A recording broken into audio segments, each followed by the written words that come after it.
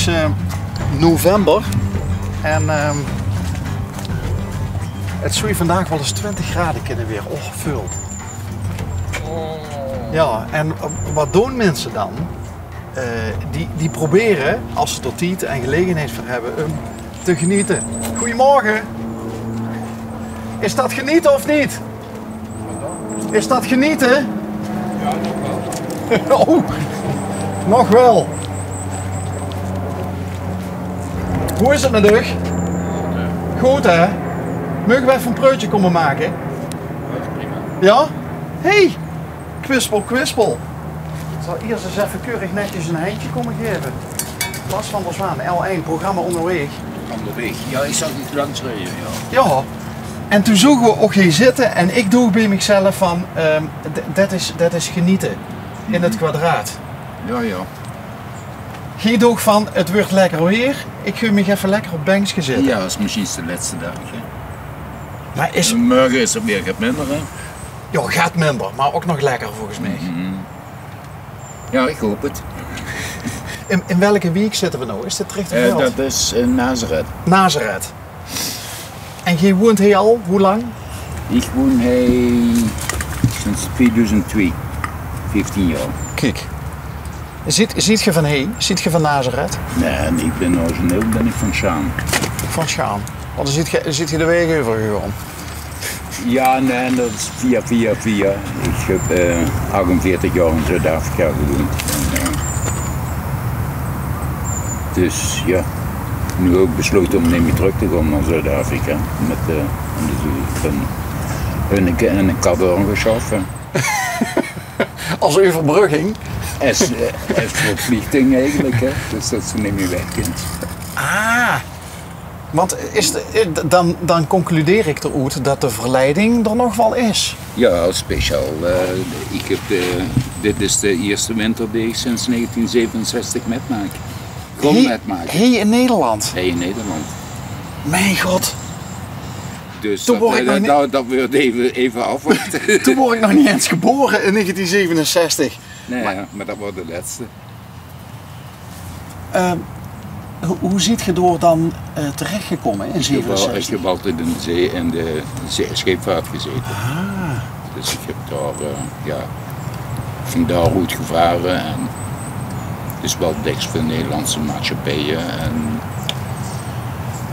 wat ik zeggen, ik heb daar ook een tijdje, 15 jaar heb ik daar bij het loodswezen gezeten in Durban. Ja, daar is het aan de onderkant van Zuid-Afrika. Dat is aan de oostkust. Oké. Dus op Kaapstad en dan gaat ze zo naar boven richting Egypte eigenlijk. Hè.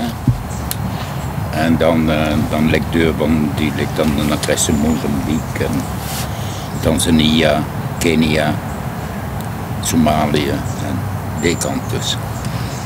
In het loodswezen ga je dus niet heel ver?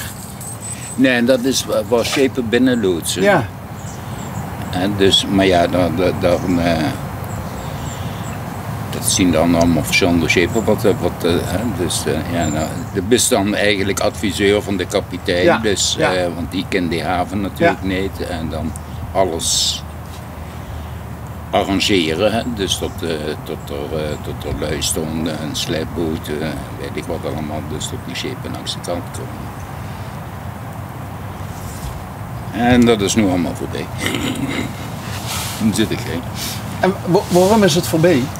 Nou ja, leeftijd, hè, 77 dus. Want er moest natuurlijk ook aan eisen voldoen. En, ja, het is toch wel, zeg maar, het is nachtwerk en dat soort dingen eigenlijk allemaal. En, ja, dat gaat niet meer. Is dat echt met pijn in het hart? Soms niet. Soms is het ook wel leuk om niks te doen. Hè. Is het hard werken? Je zei al van ook 's nachts en zo. Ja, het is volle horen. Op de scheepvaart, daar wordt het dus bijvoorbeeld 6 op 6 af. Dus dat is 12 uur per dag minimum. 7 dagen per week, 30 dagen per maand. Ja, dan is het wel gewoon. Het is wel verlof natuurlijk.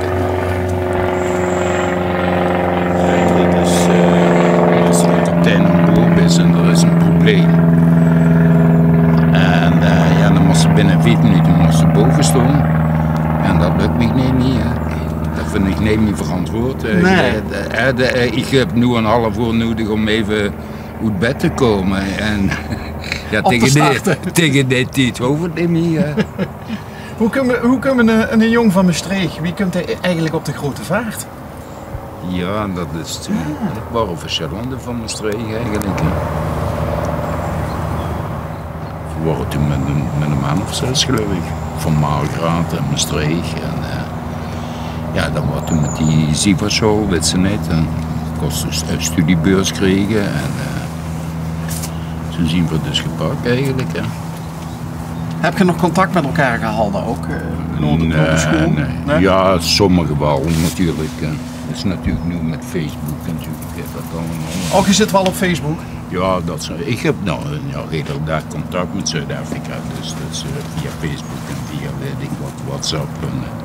Wie of wat zit er nog? Wordt je contact mee hebt in Zuid-Afrika? Ja, er zit nog een dochter van mij. Ah! Want die vroeg was ik nog niet aan toegekomen. Heb je ook een soort van veilige haven bereikt in de zin van het stichten van een gezin? Maar je hebt dus inderdaad... Ja, en ik heb dus ook 2 kinderen in Nederland. Dus, die zijn wel in Zuid-Afrika geboren, maar die zijn later naar Nederland gekomen. Alle 3 uit hetzelfde nest? Nee, en van de andere ma.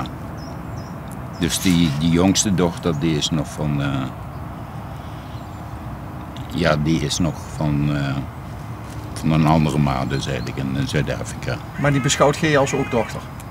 Ja, dat is mijn dochter. Dat is een dochter. Moet je me even uitleggen? Nou ja, ik beschouw haar als mijn dochter. Of ze is mijn dochter eigenlijk. Via de bloedstroom. Hè. Dus,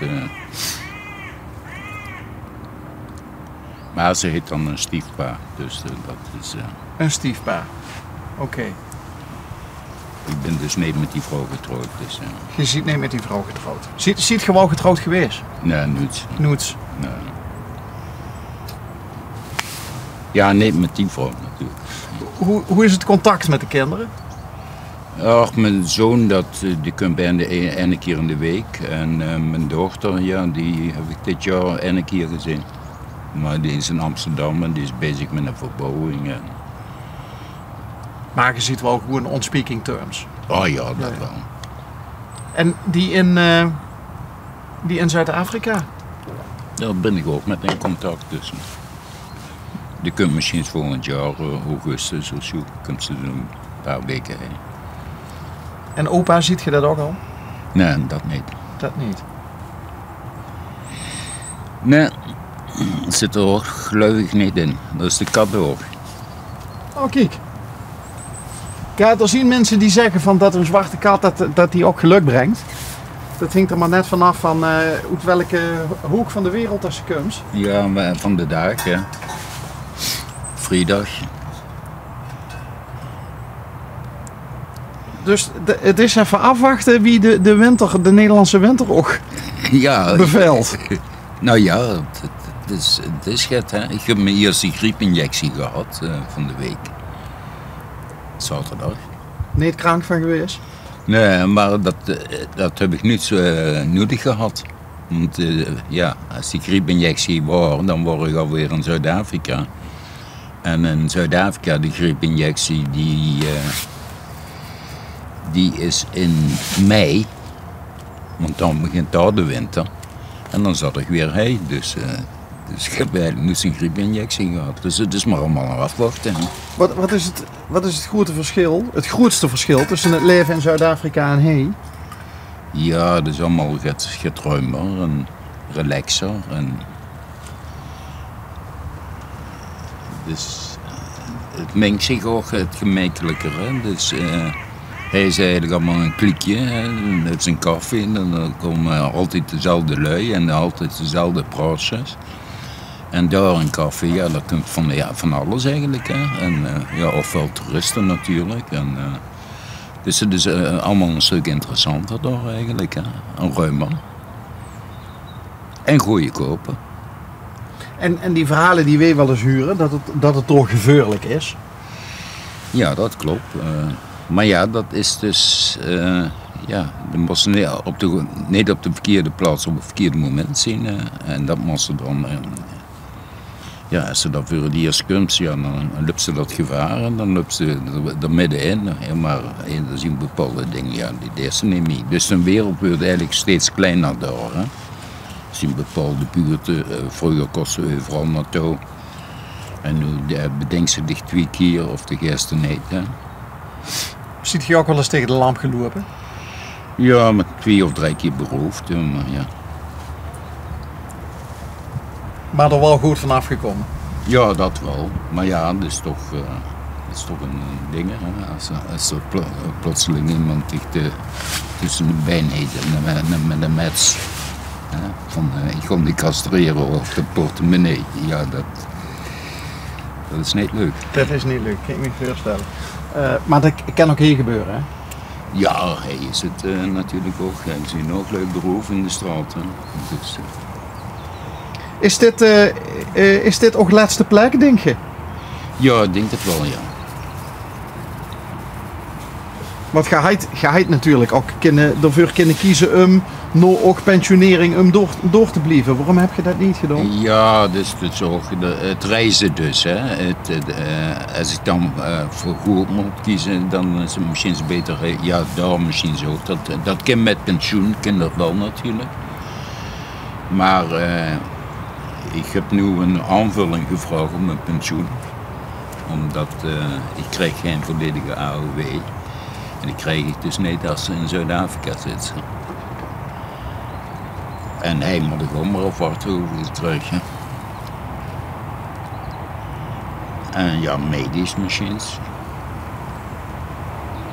Ja, ik betoon natuurlijk ziekenfonds. Dat is verplicht.